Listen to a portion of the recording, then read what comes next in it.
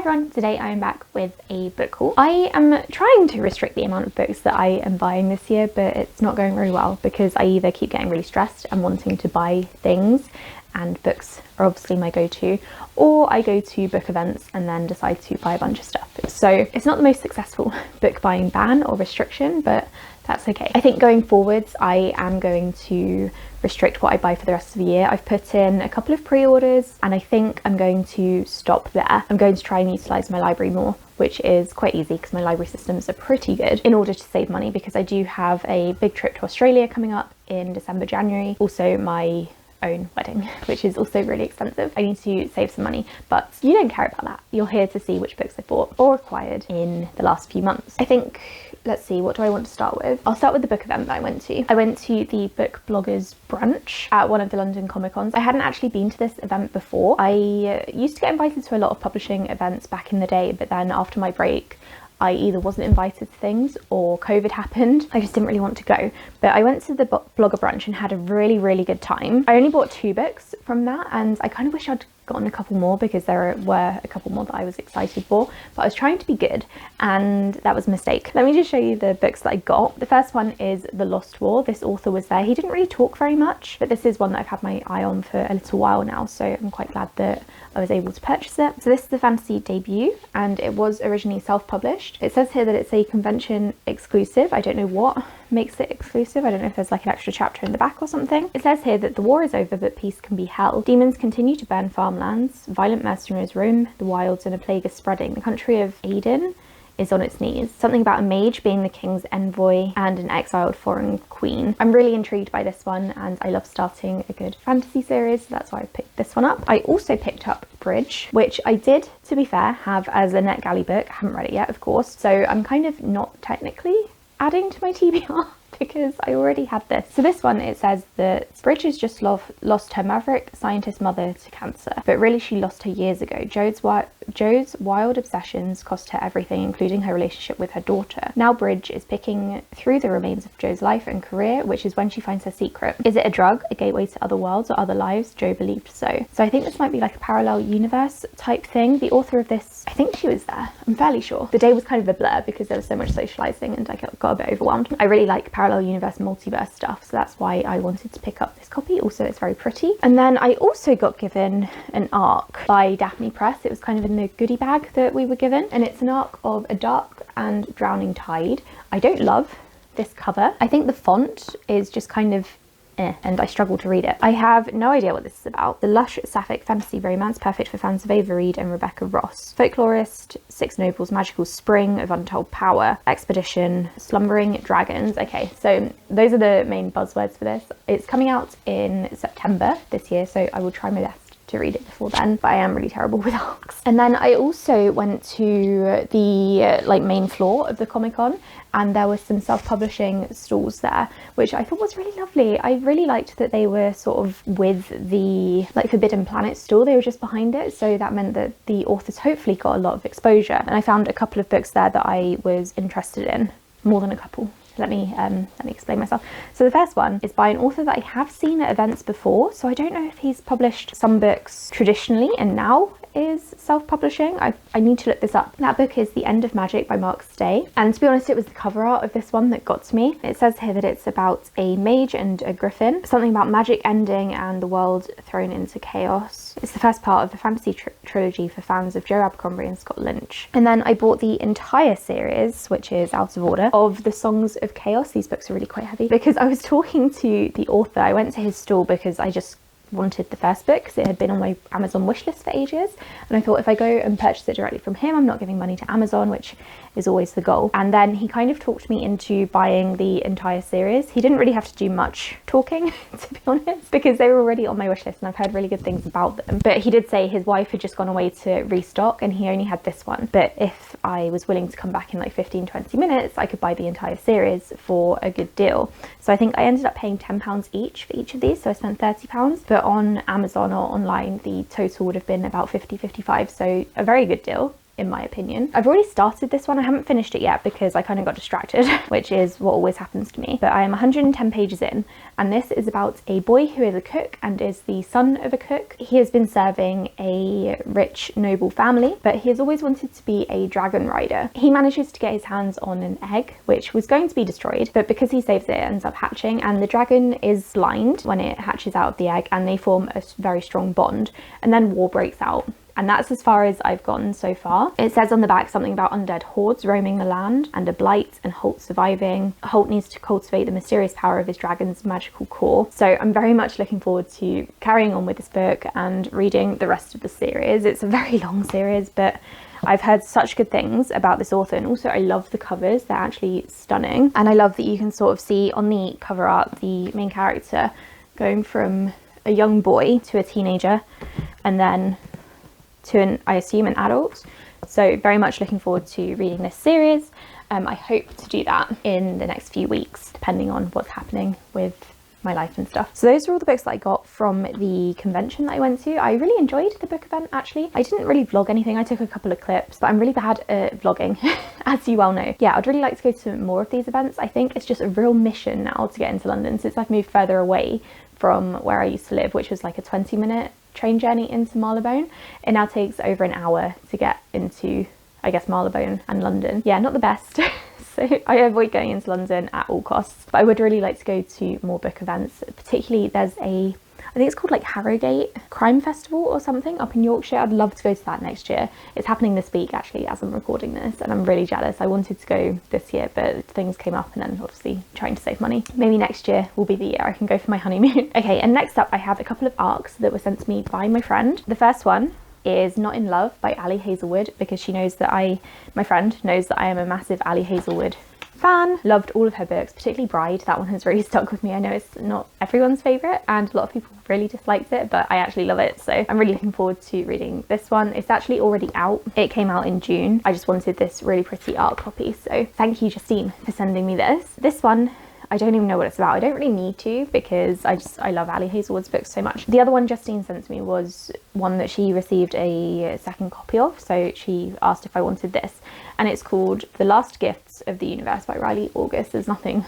on the cover to really show you. So this, I think, seems to have Becky Chambers vibes. It's a sci-fi universe thing. I don't really know. It says that it's a hauntingly beautiful meditation on grief and loss, a galactic treasure, a dying universe, a search for answers, and an adventure at the end of a trillion lifetimes. The main character is an archivist who scours the dead worlds of the cosmos for their last gifts. And there's a spacefaring cat called Pumpkin. So I'm looking forward to reading this one. I will get to this before September so that I can do a review. I've just seen that it's also seems to be told in mixed media format somewhat, so interesting. Okay, not the whole way through, just parts of it. Interested in reading this, so thank you, Justine. And then I also have a couple of library books to show you. I do have some more books on hold because, like I said, I'm trying to utilise my library more going forwards this year, but these ones I already had. So the first one is one that I've actually DNF'd.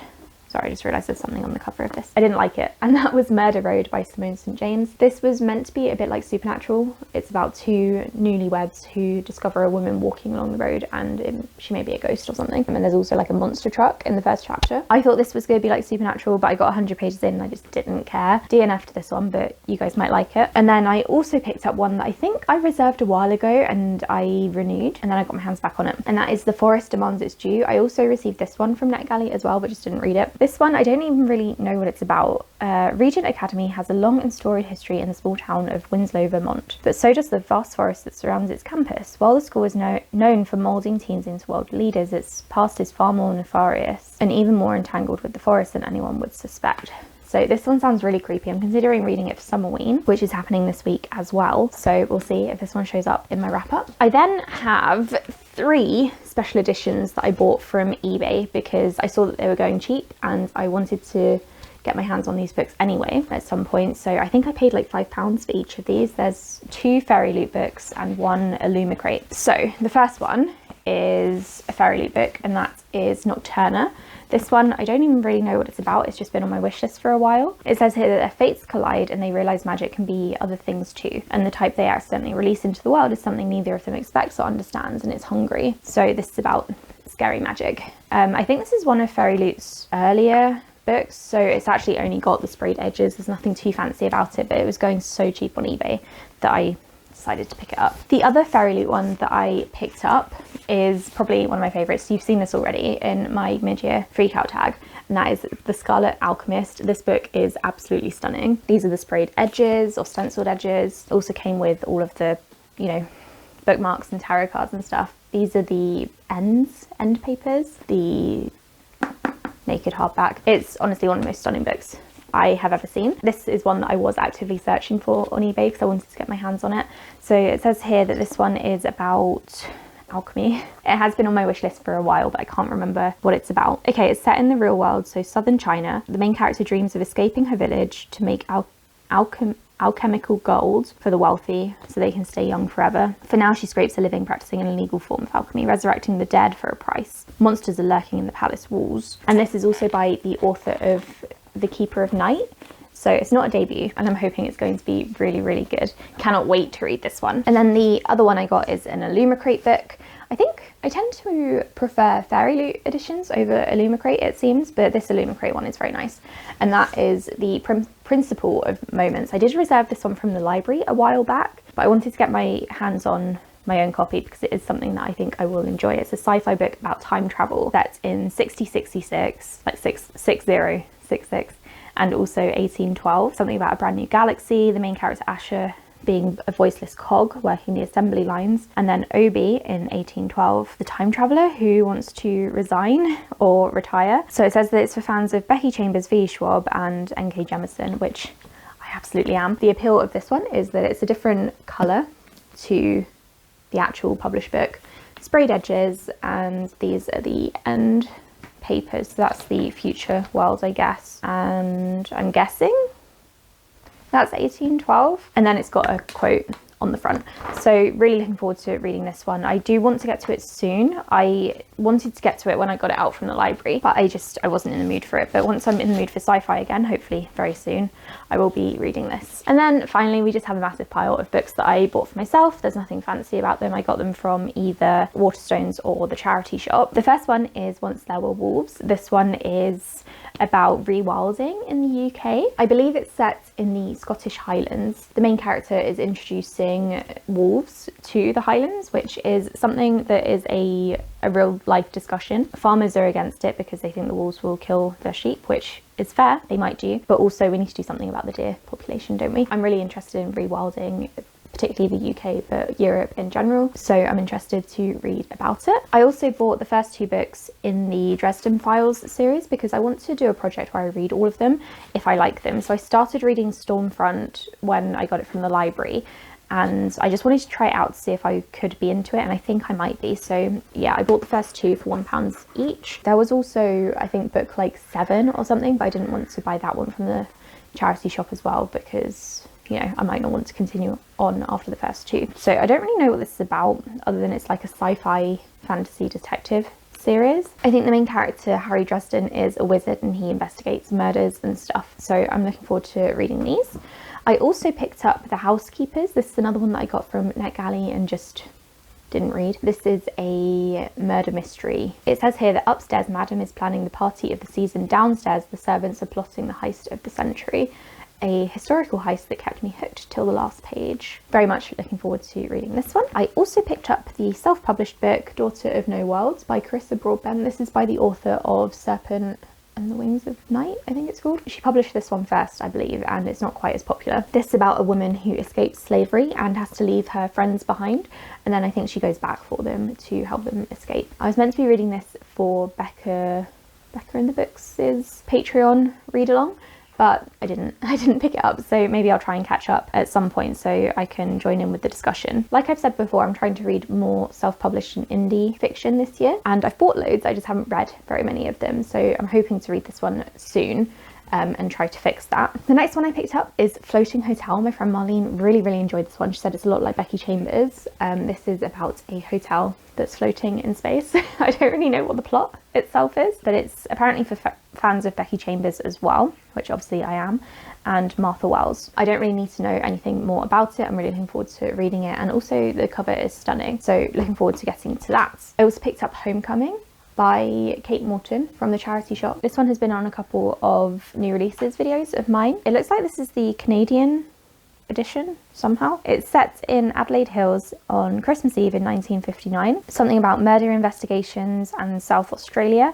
Thousands of miles away, Jess is a journalist in search of a story. She's worked in London for 2 decades and is heading back to Sydney. An epic story that spans generations, which is why it would have been on my list, because I love generational stories. Homecoming asks what we would do for those we love, how we protect the lives we tell, and what it means to come home. I am going to Australia at the end of the year, as I keep saying, so maybe I will take this one with me, or I'll read it just before for an Australian vlog or something. I don't know. The next one I picked up secondhand from eBay was The Wager. I was considering buying the paperback copy of this one because it was so much cheaper. I don't really like the cover of the paperback. It's got like a white border and it's not very nice. So I think the hardback might be out of print now, but I found it on eBay for I think £7, which is wild. So this tells the story of a shipwreck and what led up to it. It's non-fiction by the author of Killers of the Flower Moon, and I'm looking forward to reading it so much. I'm thinking about doing a ship vlog where I read books based around ships and,